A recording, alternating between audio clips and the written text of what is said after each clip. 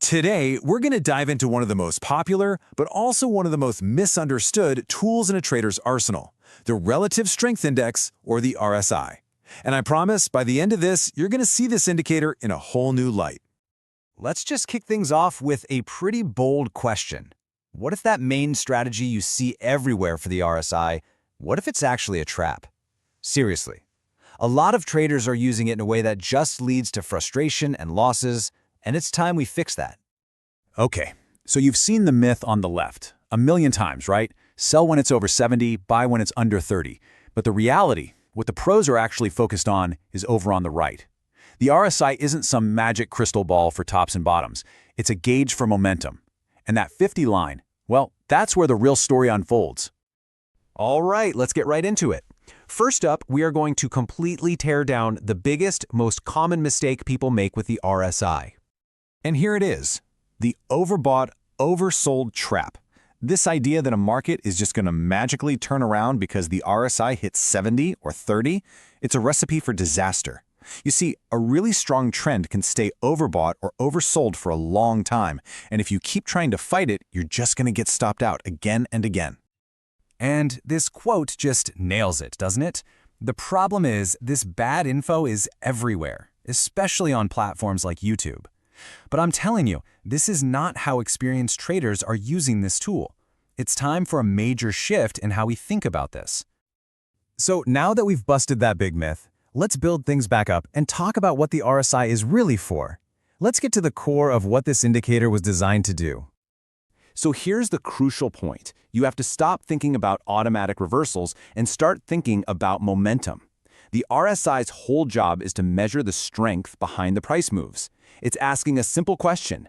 Right now, who's in charge? Is it the buyers or is it the sellers? For just a minute, I want you to completely forget about 70 and 30. This number, 50, is the single most important level on the entire indicator. This is our center line, our pivot point. Exactly. Think of that 50 line as the center of gravity, a tug-of-war line. When you see the RSI cross up and over 50 on your chart, that's a sign the buyers, the bulls, are taking control. And when it dips below 50, you know the sellers, the bears, are dominating the action. Now, here's where it gets really interesting. When the RSI is living above 50, not only is the momentum bullish, but you'll often see that 50 line act like a floor, a kind of support level, for momentum itself. And you guessed it, when the RSI is below 50, that line often acts like a ceiling or a resistance. Okay, now we get to the real strategy. This is the good stuff. Instead of just looking at simple levels, we're going to use the RSI to spot something called divergences.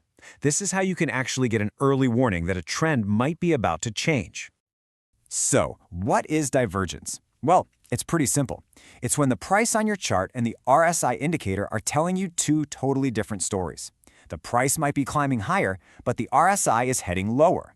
That disagreement is a huge clue that the trend is losing its steam. First up, let's talk about bullish divergence. So, picture this.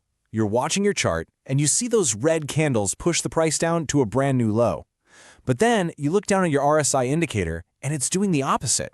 It actually makes a higher low. That tells you that even though the price just dropped, the sellers are actually getting weaker. And of course, on the flip side, we have bearish divergence. This happens during an uptrend. You see the price push up to a new high, a nice big green candle closes higher than before, but your RSI makes a lower high than its last peak. That's a massive red flag that the buyers are running out of gas. Spotting these divergences is awesome, but it's totally useless if you don't have a solid plan for what to do next.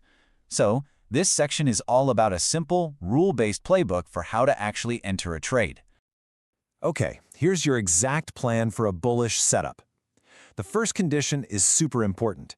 This divergence has to happen while the RSI is below 50 in bear territory.